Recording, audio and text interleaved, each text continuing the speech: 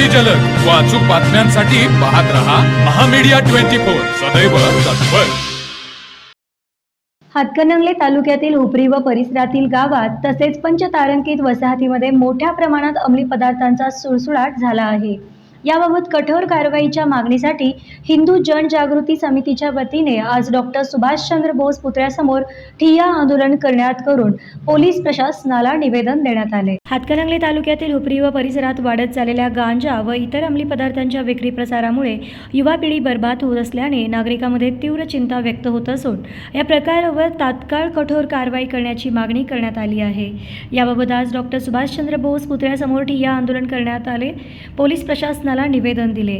या निवेदनात म्हटले आहे की हुपरी शहरा परिसरात पंचतारांकित वसाहत व आसपासच्या अनेक ठिकाणी गांजा व इतर अंमली पदार्थांची विक्री खुलेआम होत असल्याच्या तक्रारी समोर येत आहेत। त्यामुळे तरुण पिढी या व्यसनाच्या विळख्यात अडकण्याचा धोका निर्माण झाला आहे। या पार्श्वभूमीवर संबंधित ठिकाणी तात्काळ छापे टाकून कारवाई करण्यात यावी अशी मागणी करण्यात आली आहे। NDPS कायदा 1985 अंतर्गत दोषींवर कठोर कारवाई करावी तसेच अंमली पदार्थ विक्री व साठवणूक करणाऱ्यांवर गुन्हे दाखल करून त्यांचे जाळे उद्ध्वस्त करावे अशी मागणीही करण्यात आली आहे। यासह परिसरामध्ये नियमित गस्त वाढवून युवकांना व्यसनमुक्त ठेवण्यासाठी जनजागृती मोहिमा राबवण्याची मागणी निवेदनामध्ये करण्यात आली आहे।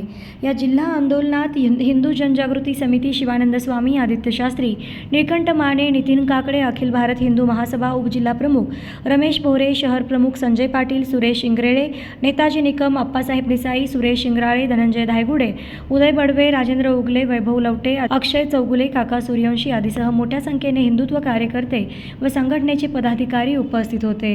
दरम्यान हिंदू जनजागृती समितीसाठी हे नेहमी हिंदू धर्मासाठी विविध प्रसारासाठी कार्यरत असते, परंतु गांजा व इतर अंमली पदार्थांच्या वाढत्या विक्री प्रसारामुळे युवा पिढी व्यसनाच्या आहारी गेल्याने हिंदू जनजागृती समितीचे समाजातील महत्त्वपूर्ण विषयात लक्ष घालून आजचे केलेले आंदोलन कौतुकास्पद असल्याचे शहरवासियांनी सांगितले। ज्यांनी मोर्चा काढला त्यांच्यावर कारवाई केली म्हणजे आज तुम्ही कुणाला साथ द्यायला लागलाय? त्या गांजा जिहाद्यांना साथ द्यायला लागलाय काय? गांजा मुक्त करण्यासाठी जिथे रस्त्यावर उतरले होते त्यांच्यावर तुम्ही कारवाई करणार आहे?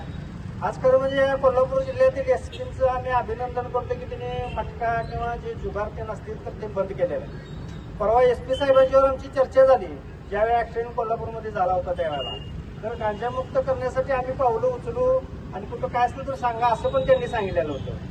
त्यामुळं जर का पोलीस प्रशासनानं गांजा मुक्त करण्यासाठी त्यांच्यावर जर का कारवाई केली नाही, जर का असंच सगळीकडे गांजा जिहाद चालू राहत असेल तर आम्ही मोठ्या प्रमाणात ह्याला आंदोलन छेडणार आहे। जोपर्यंत कोल्हापूर जिल्हा किंवा हुपरी गांजामुक्त होत नाही तोपर्यंत आमचा हा लढा असाच चालू राहणार। एक तर मग उपोषण मोर्चे निघतील आणि खरं म्हणजे आपण उडता पंजाब आपण बघितलेला आहे, पण आता उडता कोल्हापूर होण्याच्या मागे टाकून एक फोर्स तयार करायला पाहिजे आणि त्यांच्यावर कारवाई केली गेली पाहिजे। युवकांमध्ये व्यसनमुक्तीसाठी प्रबोधन करायला पाहिजे किंवा ठिकठिकाणी प्रबोधनात्मक व्याख्यान घ्यायला पाहिजे, हे पोलीस यंत्रणेनं करायला पाहिजे। आणि एवढं होऊन पण जर का गांजा थांबला नाही तर मग चला सबस्क्राईब करायला विसरू नका महामीडिया 24 न्यूज चॅनलला। महामीडिया 24 सदैव तत्पर।